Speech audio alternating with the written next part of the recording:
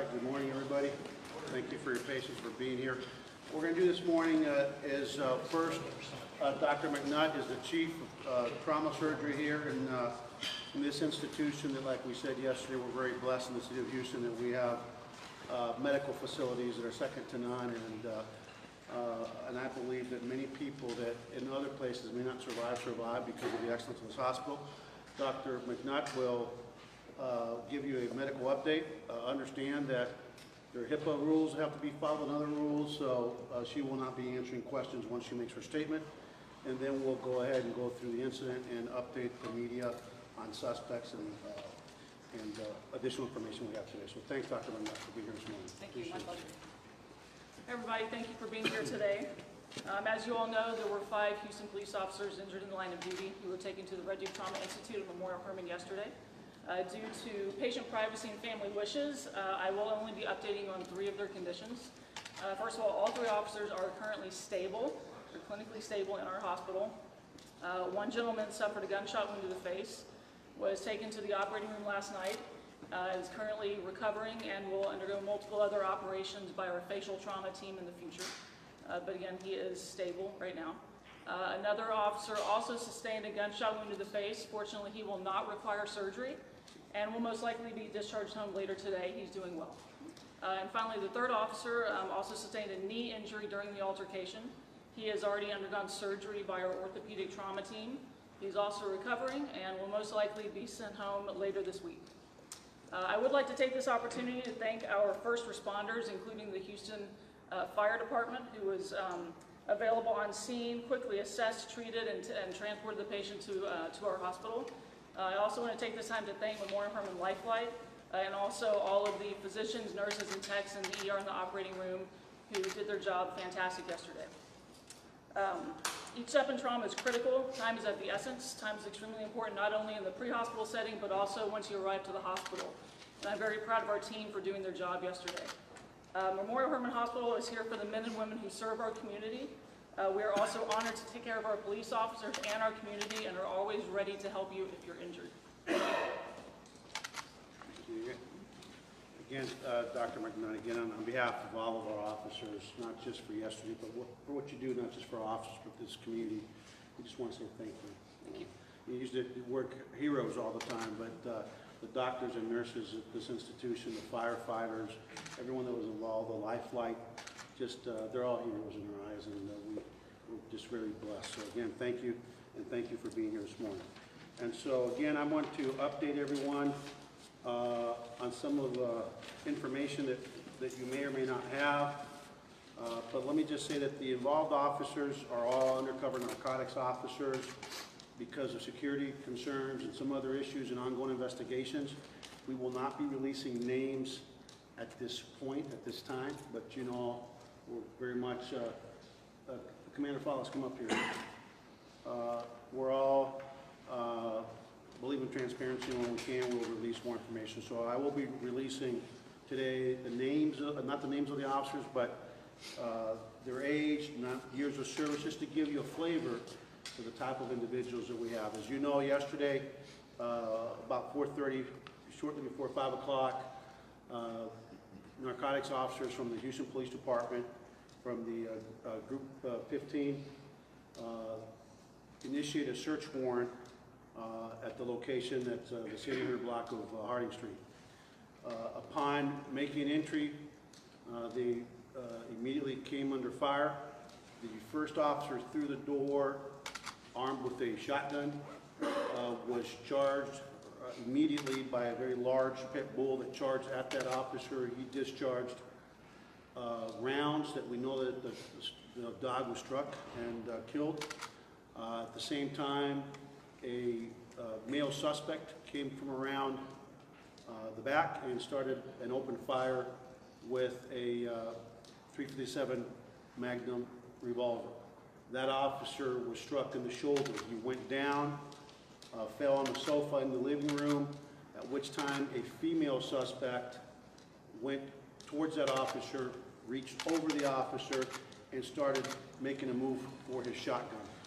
At that time, backup officers, other officers on the staff that made entry, discharged their firearm, striking that female suspect. An exchange of gunfire continued between that officer who was struck. The officer that I described yesterday, that's 54 years of age, this is the third time in his career he's been shot. And this guy is 54, and here he is, not retired, but actually being the case agent. That officer who's actually the officer that breached the door, and when you breach the door, you don't make entry, your other officers make entry, immediately knew that he had his partners were down, and he made entry. When he made entry, he himself got shot. After we had 2 officers down and another one shot, the remaining officers in the stack started laying down cover fire, left positions of cover themselves, and they all, I believe, heroically pulled their fellow officers out of harm's way.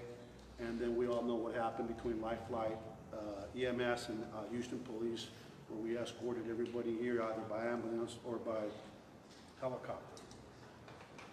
The injured officers, the officer that was shot in the face, again, that hopefully will be released sometime today or tomorrow, sometime this week, is a 50-year-old sergeant and a 25-year veteran of the Houston Police Department. Another officer that sustained the injury to his knee that actually required surgery and that has been completed and will probably get out this week is a 50-year sergeant and a 50-year-old sergeant and a 27-year veteran.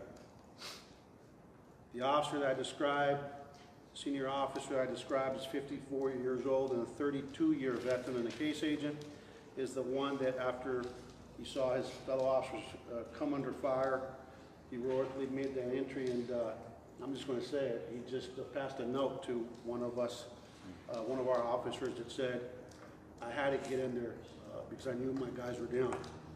And that just speaks volumes as to this man and just his courage under fire. And another officer was a 33-year-old officer, 10-year veteran, and he sustained, again, a shoulder wound, and he was released yesterday, but he did sustain a shoulder wound from the gunfire. The last officer that was struck, you all know that we talked about him yesterday, but the family has asked that we not talk further about his medical condition, but I will say this, he's in a fight, he's stable, but we need to pray for all these officers, especially the last officer. We just need the community's prayers for him and his family, and for all these officers, including the ones that weren't shot. If you can imagine the guilt that it's in, the what-ifs, the second-guessing, why wasn't me, all those things. So all these officers need prayers. Now, the investigation is ongoing as to the officers that I mentioned that have been shot, in terms of which ones, we haven't been able to debrief them, so we can't tell you which one of them at this point, specifically who returned fire. But I can tell you that the officers that effected the rescue and returned fire that were part of the initial stack, there was 9 officers in that stack. One is a 30-year veteran, a 30-year-old officer and a 9-year veteran. The second officer, and these guys were newer on the team, so they were back in the stack, is a 32-year-old officer and a 10-year veteran. Another officer is a 37-year-old officer and an 8-year veteran. And the last officer that discharged that we have determined so far is a 36-year-old officer and an 11-year veteran. We do not have cameras on us when we make these entries. There were no cameras, no body-worn cameras, so if anyone's asking, is wondering about that, they need to know that we do not have cameras. The officer, this is a 54-year-old officer, 32-year veteran this is his 3rd time being shot. He was shot in the line of duty in 1992 and again in 1997. We have identified our suspects, and our suspects next of kin have been notified, and I'm going to, if Bobby, can you hold the suspects, and will you guys hold the suspects? The female suspect that you see there that actually was shot in the living room when she went to grab the fallen officer's shotgun. Is identified, she's a female white, identified as, and I will spell it out for you. First name, Regina, R-H-O-G-E-N-A. Regina, R-H-O-G-E-N-A. Last name of Nicholas, N-I-C-H-O-L-A-S. N-I-C-H-O-L-A-S. She was 58 years of age. The male suspect that actually engaged in the firefight with the officers is 59 years of age. He's also a white male, and he is identified as Dennis, D-E-N-N-I-S, Tuttle, T-U-T-T-L-E. Tuttle, T-U-T-T-L-E. The female one more time? Sorry about The that. female is Regina, R-H-O-G-E-N-A. Thank you. Last name of Nicholas, N-I-C-H-O-L-A-S, 58-year-old white female. We're not going to talk about their criminal histories. That's part of the investigation, and we've got a lot to go into their background to see what we can learn about. That's part of our ongoing investigation. A search warrant was conducted last night, and a search of the premises revealed the presence of marijuana in the location. We also recovered another drug, white powdery substance, believed to either be cocaine or potentially fentanyl. We recovered 2 12-gauge shotguns, 1 20-gauge shotgun, 1 22 caliber rifle, and 1 Remington 700 rifle. Those are the items that were recovered in the target location. The investigation into that location will continue, and the investigation of the officer-involved shooting will continue with the assistance of the Harris County District Attorney's Office. Obviously, our Special Investigations Unit, which is our specialized unit that conducts investigations to officer-involved units, and lastly, the Internal Affairs Unit that will conduct an administrative review into everything from A to Z, tactical plans, everything that went into this operation to ensure that all departmental policies were adhered to. All the officers that were involved in the officer-involved shooting will be placed on administrative leave consistent with the departmental policy. They've all been debriefed. We've had psychological teams. We had 3 of our psychologists here yesterday. Our peer support folks were here yesterday. And our peer support and psychological services will also be debriefing family members of our involved employees or any of our employees that need it, our dispatchers, and just the rest of our team.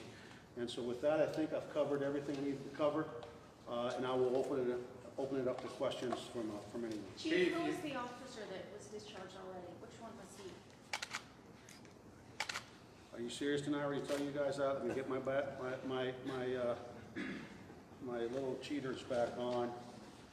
He was the one that's already discharged. Was a 33-year-old, 10-year veteran, and he was discharged yesterday. And he actually did sustain a gunshot wound to the shoulder. Chief, you mentioned this officer that's been shot 3 times in the line of duty. Undercover officers, how dangerous is this line of work?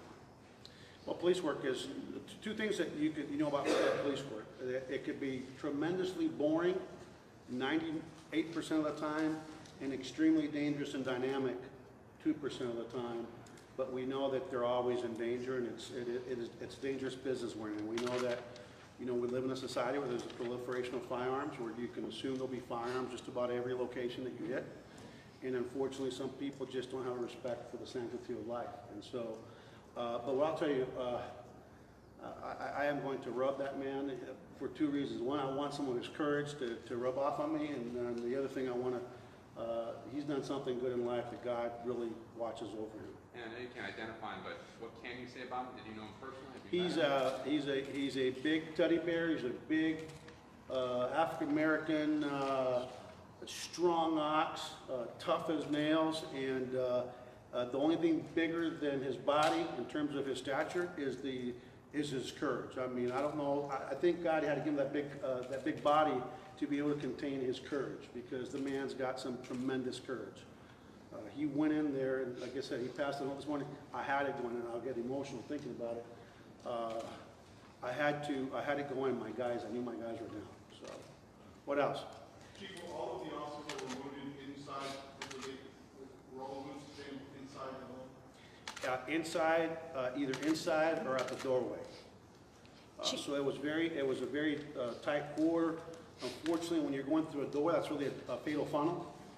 And once you go through the door and you have the first officer that went in with the shotgun go down, our officers don't have a choice. They've got to enter that fatal funnel, go through. The tactical advantage really is in the hands of the suspect, but that's what they get paid to do. You know your brother's down, your sister's down, you go in. That's what they did, and we're really proud of it. Is there a sense that the suspects knew full well the officers were going to be going into that house? That's part of the investigation. I can't tell you. They had a lot of drug houses, and I can tell you this, Chief Dobbins and I were talking about it. The neighborhood thanked our officers because it was a drug house at the community. There are eyes and ears, and that's how we started, and they said thank you. They described it as a problem location. They thanked the officers. But a lot of drug houses have surveillance systems that are better than what the businesses use. I mean, you're in an illicit business, and we know that they protect, they want to know when the cops are coming, so that's part of the investigation. Chief, I think that's concerning, that we're seeing a lot on social media because of all the transparency. Yeah, people are thanking you all for taking the tip seriously and then moving in like you did yesterday. However, a couple of schools are in the area. Nice day yesterday. There are parks nearby, less than a quarter mile away.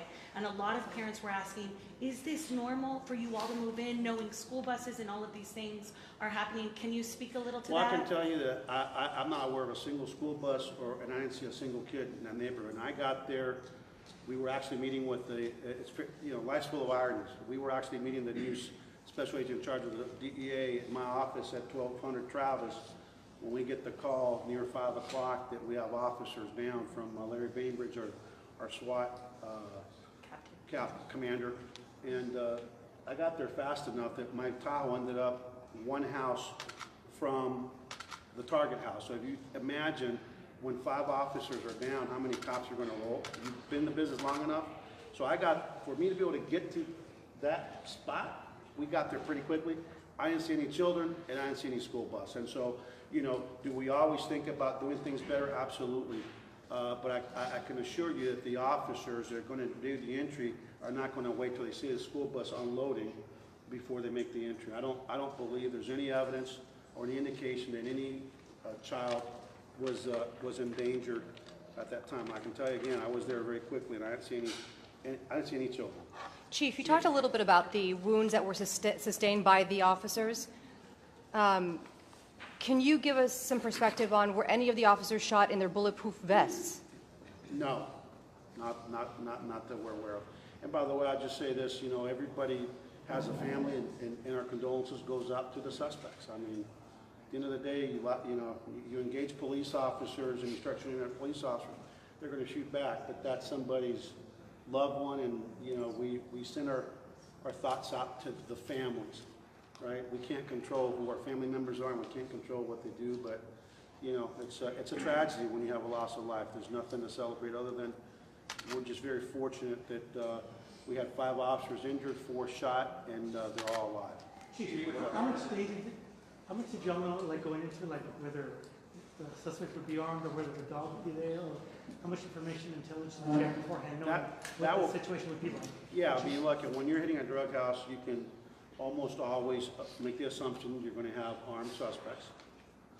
Just yesterday, we had our press conference talking about our 2018 end-of-year crime, and one of the things that we told the community earlier yesterday was that the 3 greatest drivers of homicides in most big cities, including ours, are gang, right?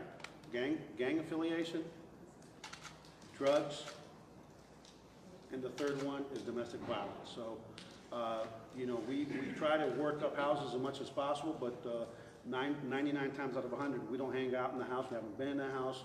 You just do the best you can.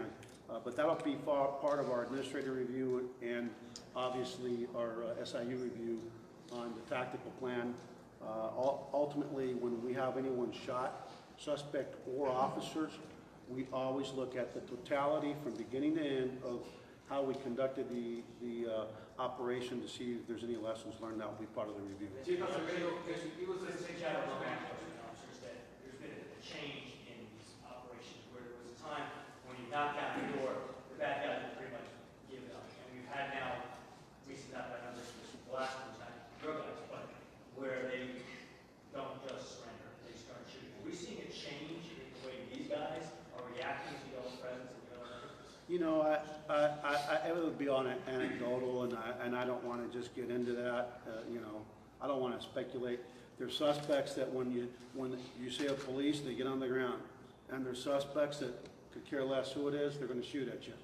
And in this case, the suspect decided to shoot, and then he came and actually at one point took his gun out the door and shot at the officers as they were reportedly shot at the officers as they were making the rescue. I want to do a little Spanish real quick because I know that some of them are live streaming. So, en español, estamos muy agradecidos al hospital. Como ustedes saben, ayer, como a las 5 de la tarde, 9 agentes de la División de Narcóticos fueron a hacer entrar a una casa, una orden de corte, y cuando abrieron la puerta, inmediatamente un perro bien grande atacó con unos oficiales y al mismo tiempo un sospechoso hombre que identifiqué ya disparó a los oficiales. El primer oficial que entró con el shotgun, desgraciadamente uno de los balazos le dio a él y se cayó en uno de los muebles que estaba en la encena. El momento que cayó, la sospechosa, la mujer blanca de 58 años de edad, fue y trató de acabar el rifle del oficial, y cuando los oficiales vieron esa acción, dispararon para defender al oficial. El oficial que abrió la puerta al empezar, vio que uno de sus colegas había estado balazado, entró y cuando entró también le metieron un balazo. Ese oficial tiene 54 años de edad, lleva 32 años en la policía y es un héroe. Porque le digo que ese oficial, esta es la tercera vez en su carrera que ha tenido heridas de armas de fuego por sospechosos. Y entró porque sabía que su colega estaba en peligro y quiso rescatarlo. Y para mí habla sobre el corazón de nuestra comunidad, el corazón de nuestros oficiales, el coraje de nuestros oficiales, y debemos todos estar orgullosos.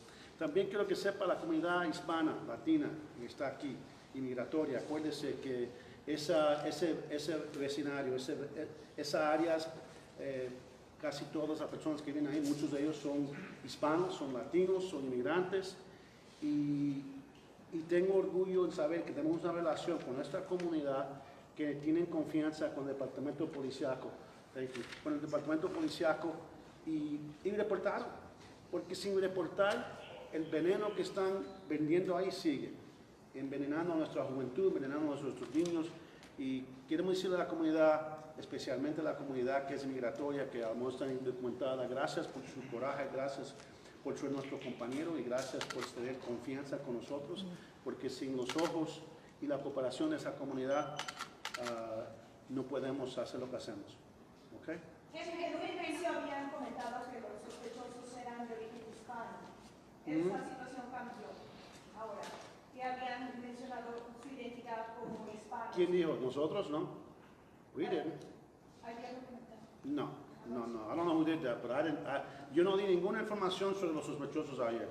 ¿Qué encontraron dentro de la propiedad, jefe? ¿Qué encontraron dentro de la propiedad cuando la lograron hacer? Encontramos marihuana, encontramos otra droga que pensamos que es o cocaína o fentanyl, no sabemos qué clase de droga, y encontramos varias armas de fuego, rifles largos y también revólveres. ¿Creen ustedes que había más personas dentro de la propiedad además de las dos personas de las No, nada más que pensamos que habían esas dos más. So we believe the only people left in the property inside the home were the two deceased suspects. We heard that inside the home it was a huge mess. Can you talk a little bit about why the 2 robots were used yesterday to help clear the scene? Once you have 5 officers down, we always talk about time is on our side. We don't need, the last thing we needed was to hurry up. And quite frankly, we don't know if anybody else is in there. We had some information there might be a handicapped person living in the home. That turned out that person was not there if they even lived in the first place. But the robots were used, 2 different robots were inserted into the location to help clear the location, to help try to find other suspects, and most importantly, to provide our tactical team, our SWAT team, a view of what's going on so that they can put together an operational plan to go in, know where the threats are, where people might be hiding, and eventually we're able to clear the house. And HFD declared the 2 suspects, the 58-year-old and the 59-year-old, deceased inside the house. And just to clarify, Chief, yeah, Los oficiales, gracias a Dios, tenemos un oficial que tuvo un tiro aquí en el hombro, que ayer lo soltaron. Otro oficial que tuvo una en su rodilla, que no fue un balazo, pero tuvieron que operarlo. Está aquí todavía, pero está en una condición. Hoy lo operaron esta mañana. Pensamos que va a salir esta semana. Y tenemos otro oficial, el oficial de 54 años, que es un león, ¿no? Es un tigre, es una persona que es un héroe. Él va a estar aquí por un tiempecito, pero con el favor de Dios va a estar bien. Tenemos el otro oficial, el sargento, que le metieron herida en la cara, y él va a estar bien, gracias a Dios. Y tenemos otro oficial que tengo que respetar la familia, pero quiero que sepa la comunidad que está estable, está en condición crítica, y por favor les suplicamos que las oraciones para nuestros oficiales, no solamente los que fueron heridos, pero también las familias, los familiares, los líderes, porque esto es algo que causa emoción para todo el mundo, nuestra familia entera de la policía de Houston. Al fin del día, estos sospechosos tienen familiares que lo aman, y también nuestros pensamientos están con los familiares de los sospechosos. Anything else? Chief, just to clarify, last night you mentioned black tar heroin. Today it's marijuana and other drugs. We actually bought black tar heroin at that location. So there was heroin bought there at one point. Is this part of a larger operation? We didn't find any yesterday. I just want to know, John Daly was in the hospital. Let me just go over here real quick. Just to be clear, of the 5 officers who've got conditions on the floor, is it fair to say that you feel confident about the conditions of the floor that you've released information on, but you're still very much concerned about the long-term well-being of that 5th officer? You feel like the floor... We're very concerned about one, and while he's stable, we just ask for prayers. He's in a really tough fight, and we're hopefully he'll be surviving. But we want a good quality of life for our officers, and our prayer would be that we lift him up in prayer and his family up in prayer, that we can have a recovery so he can have the fulfilling life that God put him on this earth. But Chief, 2 are still in critical. But stable.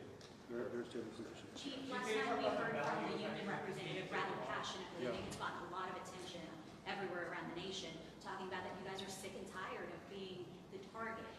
Do you share that? Because, people on general public saying, obviously this is incredibly tragic, but they weren't maybe necessarily targeted or ambushed. So maybe the conversation is going this way when it...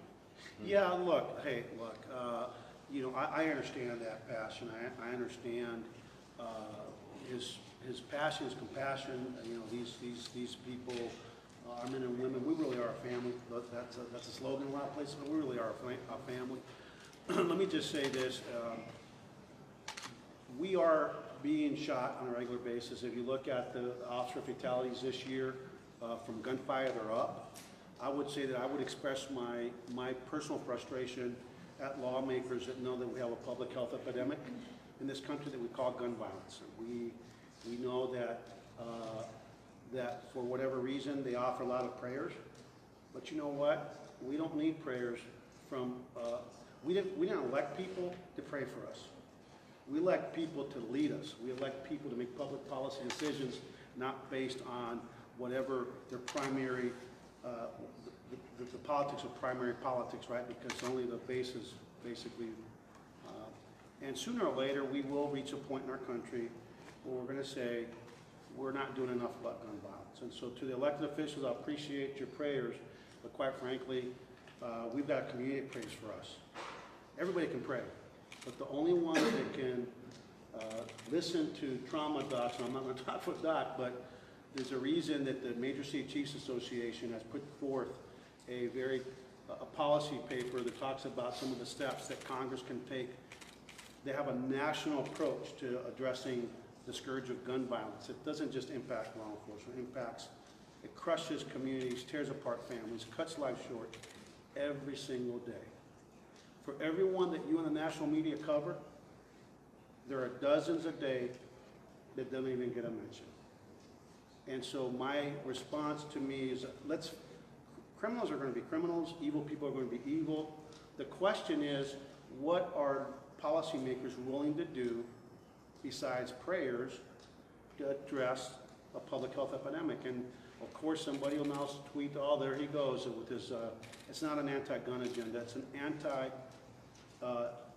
proliferation of firearms in the hands of people that have no business having guns. It's an anti, being able to walk to a gun show, and I'm a private seller, I can sell my M&P long rifle with 20 clips to whoever wants to pay without a background check.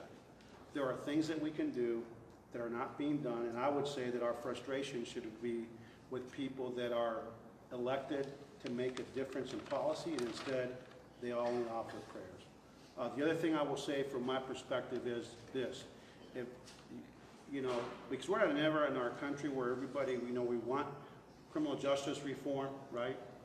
We want to give people second chances, but when people are involved in violent crime and they're committing felonious assaults with firearms, we need to hold those people accountable. And secondly, and we're talking to the legislature now, we need to hold these felons and these gang members that the first thing they do when they get out of prison is go get their GAT.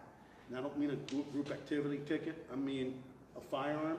They're not carrying it with them just to show off. They're carrying it with them so the second some other gangster gives them the wrong look or disrespects them, or they see a target of opportunity or someone that they know that did a hit on them 2 years ago, we've got to, when we catch felons with firearms, what they are telling us is that they're not going to play by society's rules, and we need to hold those offenders accountable. So that's what I'm going to focus on, because crooks are going to be crooks. The question is, what are we in society and what are elected officials going to do to help make it tough on those crooks to victimize? I'm going to just take two more, and then we'll get out of here. Hey guys, you know what? Hey, our number one force multiplier is the community. I mean, I want you to think about the Houston Police Department, 640 square miles with 5,200 officers. That's it. 20 years ago, we had 500,000 fewer residents, but 300 more cops.